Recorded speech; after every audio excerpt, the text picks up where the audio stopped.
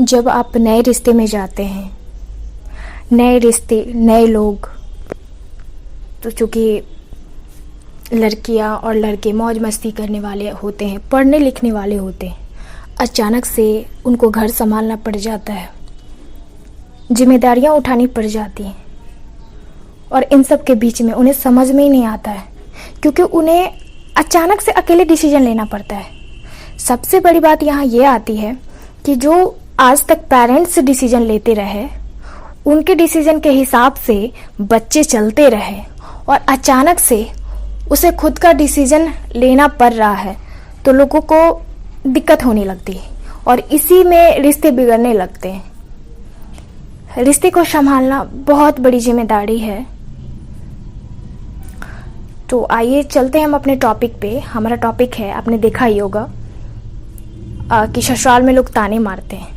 ये जिम्मेदारी आपके ससुराल वालों की भी है कि वो अपने घर के रीति रिवाज तौर तरीके सिखाएं। हाँ, मानती हूँ हर एक सासू माँ या ससुराल वाले बुरे नहीं होते हैं, लेकिन बहुत सारे फैमिली में अधिकांश लोग ऐसे होते हैं कि अगर आपको कुछ नहीं आता तो उस पर ताने मारने लगते हैं। तो ससुराल वाले को भी, सासू माँ को या जो भी हैं, ननद जेठानी वगैरह जो भी हैं, तो उन्हें सिखाना चाहिए, राइट। जो नहीं आ रहा है उसे सिखाना चाहिए, क्योंकि वो अलग माहौल में रहा है, अलग तरीके से जिया है और आपके रीति रिवाज सीखने में कुछ तो टाइम लगेगा ना। अचानक से देखो, कोई भी क्लास में अगर बच्चे जाते हैं तो उनको समझाने के लिए एक टीचर होता है, राइट। तो ससुराल वाले को एक टीचर का काम करना चाहिए, एक गाइड का काम करना चाहिए। विदाउट गाइड थोड़ी डिफिकल्टी होती है, सीख तो जाते हैं लोग पर दिक्कत होती है, उसके लिए बहुत सारे स्ट्रगल करने होते हैं। तो बेहतर होता है कि लोगों को समझाना चाहिए। और अकेले का रिश्ता नहीं होता, आपके लाइफ पार्टनर का होता है। लाइफ पार्टनर आपके साथ है तो आपको कोई दिक्कत नहीं होगी। वो अपने घर का तौर तरीका पहले आपको बता दे क्या है नहीं है, क्योंकि आप जैसे न्यू कंपनी ज्वाइन करते हैं या न्यू कॉलेज ज्वाइन करते हैं तो उनके रूल्स और रेगुलेशन आपको फॉलो करने पड़ते हैं, राइट। तो इसी तरह आप नए घर में जाते हैं तो वहाँ के रूल रेगुलेशन आपको सीखने पड़ते हैं और फॉलो करने पड़ते हैं। कुछ वक्त लगता है, मानते हैं कि अचानक से आप नहीं सीख सकते हैं, कुछ वक्त लगता है, पर कोई नहीं, धीरे धीरे आप सीख जाएंगे।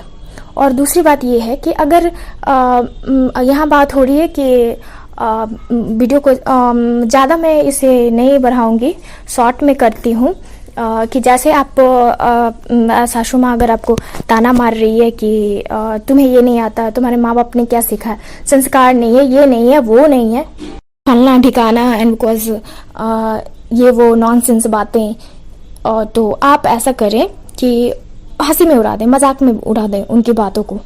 जब भी ऐसा वो बोले कि तुमने नहीं सीखा तो प्यार से उन्हें कहें कोई बात नहीं, इसीलिए तो आपके पास भेजे है ना कि आप माँ हैं, तो सिखाएगा कौन मुझे, आप ही तो सिखाएंगी ना। जो नहीं आएगा, जो गलती करूंगी उसे सुधारेंगे भी तो आप ही ना। तब देखो, ऐसे बोलो, देखो सासू माँ सारा प्यार तुझ पे लुटाती है या नहीं लुटाती है, और तुम उनकी प्यारी हो जाओगी। और यहीं पे हो जाता है।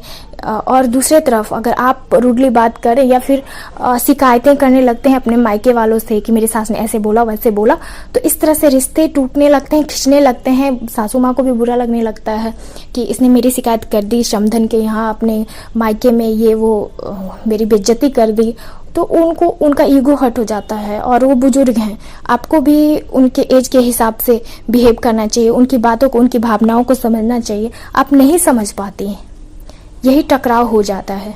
और दूसरी बात ये, हर चीज़ को मजाक में नहीं उड़ा सकते। कुछ अगर आपको आपकी भलाई के लिए अच्छा काम बोल रही हैं करने के लिए, तो उसे करें, सीरियसली समझें, उनकी बातों को नज़रअंदाज नहीं करें, राइट।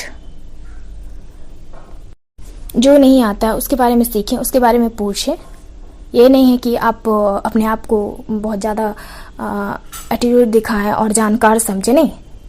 हर चीज़ की जानकारी आपको नहीं हो सकती। एक छोटे बच्चे को भी जानकारी होती है, जो चीज़ आपको जानकारी नहीं होती, तो सीखने की प्रवृत्ति रखें, राइट।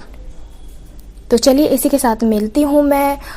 उम्मीद करती हूँ कि बहुत कुछ आपको इससे मदद मिले अपने रिश्ते को ठीक करने में। तो चलिए, मैं मिलती हूँ अपनी नेक्स्ट वीडियो में। तब तक के लिए बाय, टेक केयर।